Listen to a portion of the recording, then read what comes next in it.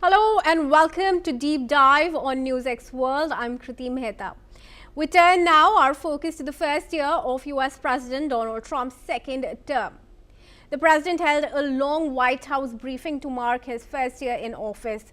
He reviewed his record, highlighted successes, and provided context for his strategic priorities. In his press briefing marking the anniversary, Trump defended his policies on the economy, foreign relations, immigration, and national security. He spoke for well over an hour, describing what he said are policy successes and challenges he has faced. Let's first hear that statement. It's a big crowd. It's a lot of people. I think it's like a record. So these are accomplishments. We have a lot of accomplishments. And as you know, this is the anniversary, first anniversary, January 20th. And it's been an amazing period of time. We have a book that I'm not going to read to you, but these are the accomplishments of what we've produced. All page after page after page, individual things. I could stand here and read it for a week and we wouldn't be finished. But we've done more than any other administration has done by far in terms of military, in terms of ending wars, in terms of completing wars. Here's the book. These are all things we have. I'm going to read a few of the samples, but look at this. These are all, each line is something that we did. Nobody did that before. And it's big stuff, too. Look, we have the hottest country in the world. Let's now delve deeper into what the president highlighted about the economy. Trump said that his administration lowered inflation, spurred wage growth, and boosted the stock market since he took office. He cited improved economic indicators as a sign of national strength. Fact checkers noted that some claims made during the briefing were not accurate on the underlying data. For example, Trump repeated claims about historically high inflation that have been disputed based on official figures. On foreign policy, Trump pointed to US actions in Iraq, Syria, and coordinated efforts in Gaza as part of his stance on global security.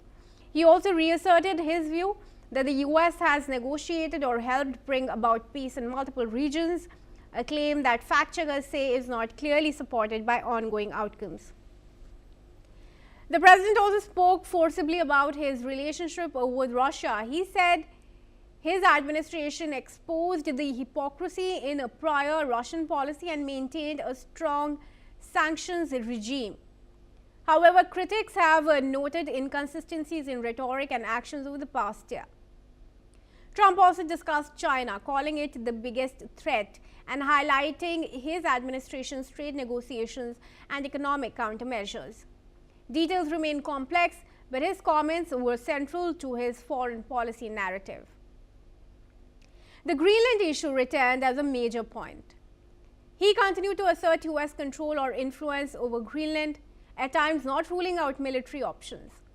His push for greater influence there has drawn responses from European leaders, including questions from France and Denmark about sovereignty and alliance commitments.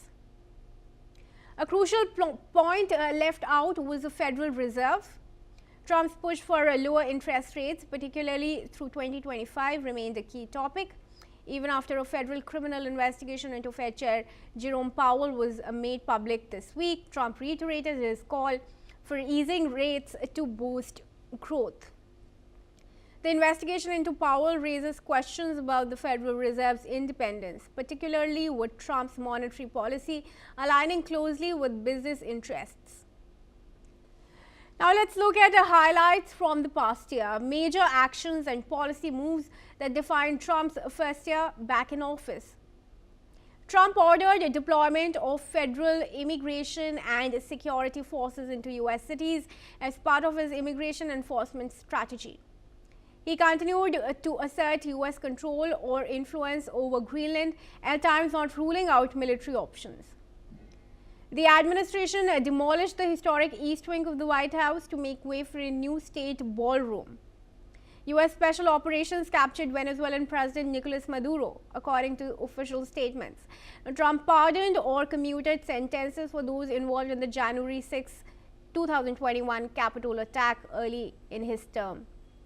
He participated in a high-profile diplomatic exchange with Ukraine's president, publicly criticizing Ukrainian leadership's stance on security guarantees. Political investigations were pursued against opponents, including investigations that were later dismissed or challenged in court. Trump instigated sweeping tariffs on foreign nations, affecting both allies and global markets. U.S. forces also participated in a military action targeting Iran's nuclear facilities alongside allied operations. His administration limited the release of Jeffrey Epstein investigation files after initial resistance, then signed legislation to make redacted records public. Trump also signed an executive order seeking to change birthright citizenship policy, which remains under judicial review.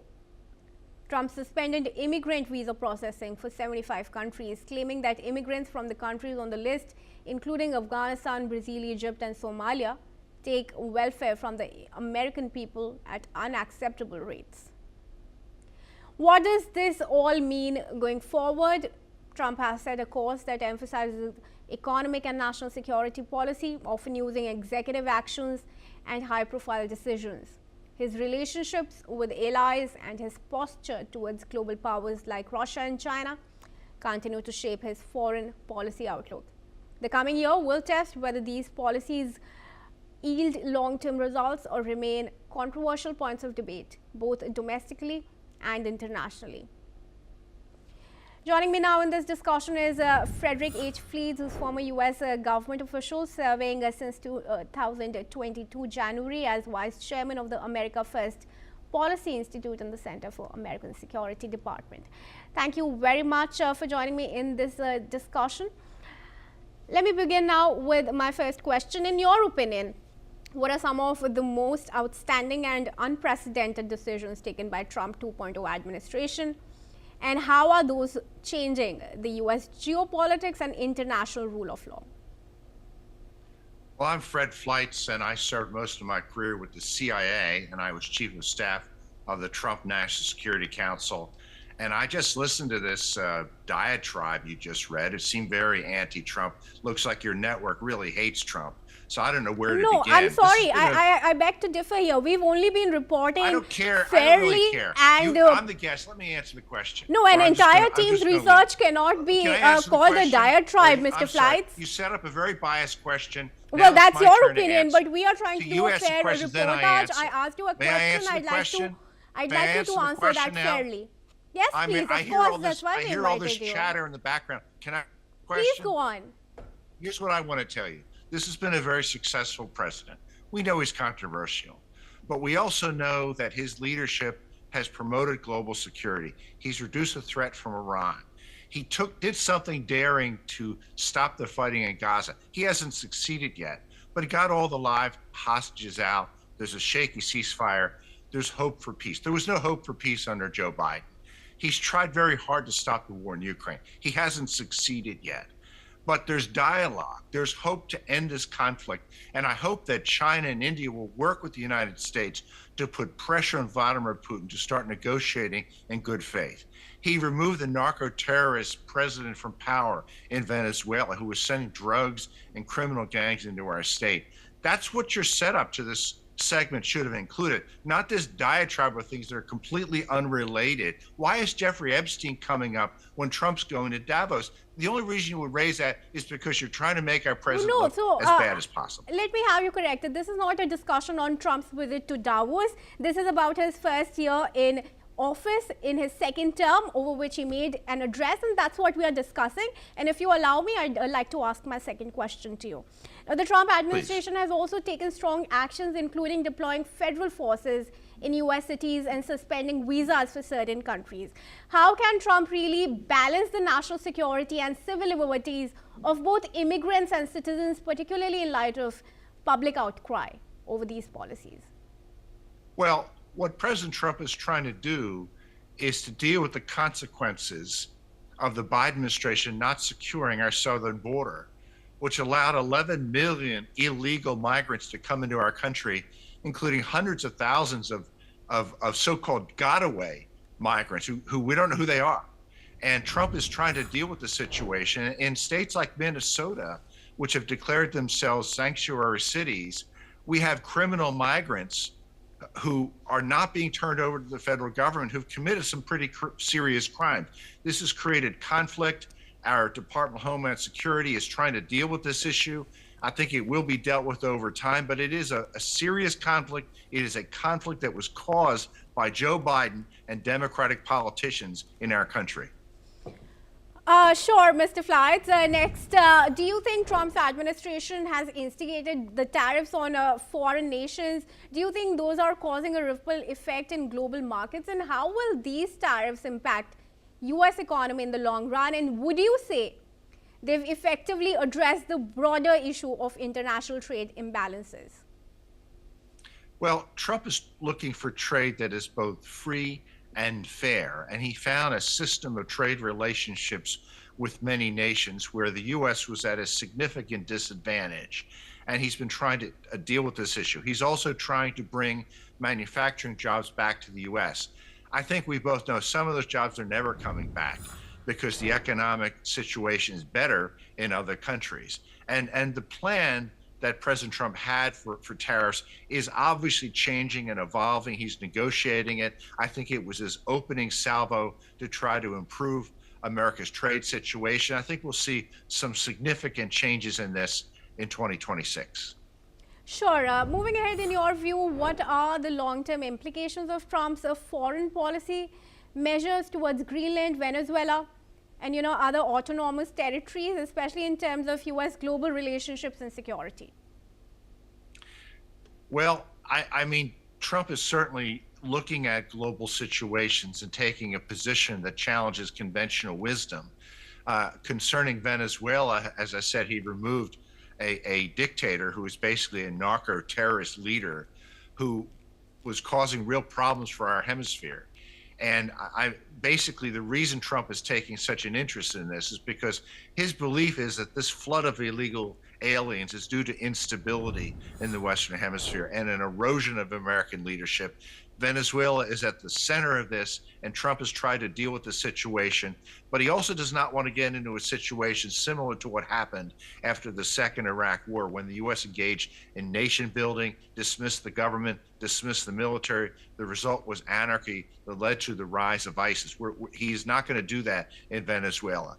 Concerning Greenland, I think this will be solved through negotiations, but it recognizes the reality that little Denmark cannot properly administer and support this giant island, which has significant security implications for the United States. Sure. Trump's administration has also been effectively promoting the Gaza piece of, board peace that we were discussing, while simultaneously withdrawing the U.S. from 66 United Nations organizations, right? How do you view the impact of these contrasting actions on global diplomacy? Well, as we discussed a moment ago, the Board of Peace is very interesting because it is set up to deal with the problems of the United Nations that has been incredibly anti-Israel, has been of no use at all in solving instability and to bring peace to the Middle East. He has his alternate structure. He's trying to bring in China and Russia. He's invited the UK and France. Israel will participate. Hungary will participate. I think it is a pragmatic solution to the reality that the UN has some serious problems. The U.S. has pulled out of a variety of international organizations that the Trump administration feels has not been operating properly or has been biased against the U.S. I don't know what the final decision will be, how many of those U.S. withdrawals will hold, whether there will be more. But I think the Trump administration is looking at all these organizations across the board to see which are appropriate for the U.S. to continue to participate in. Sure. Mr. Flights, before I let you go for this discussion, one final question. Critics have pointed to inconsistencies in Trump's approach to both Russia and China. where he has imposed sanctions on these countries while maintaining relatively cordial relations with their leaders, Putin and Xi Jinping. How do you reconcile the U.S. stance on Russian aggression and Chinese policies with the president's actions and rhetoric over the past year? Well, when Biden was president, he really isolated Putin. He called him a war criminal. He likened him to Hamas, and that meant negotiations with Russia were impossible. Trump is trying to deal with the despot leaders of these nations as a deal maker would. It's not that he agrees with their policies or thinks that they are not guilty of war crimes or engaged in gross human rights violations, which I think we both know that they are. But he's trying to find a way to deal with them because that's what statesmen have to do. The U.S. had negotiating and relationships with leaders of the Soviet Union and communist China for decades during the Cold War. We don't have to like them. We don't have to agree with their systems. We have to find a way to get along with them. We have to find a way to negotiate agreements to lower tensions. Otherwise, we have the alternative is isolating these states and looking at the prospect for war. Trump doesn't want that. All right, sure. We take your points and appreciate you for joining us and for speaking to us amidst flights here at Deep Dive on NewsX World. Good to be here. All right. Viewers, with that, it's a wrap on this episode of Deep Dive. But stay tuned to NewsX World as we bring you all international news and updates right here.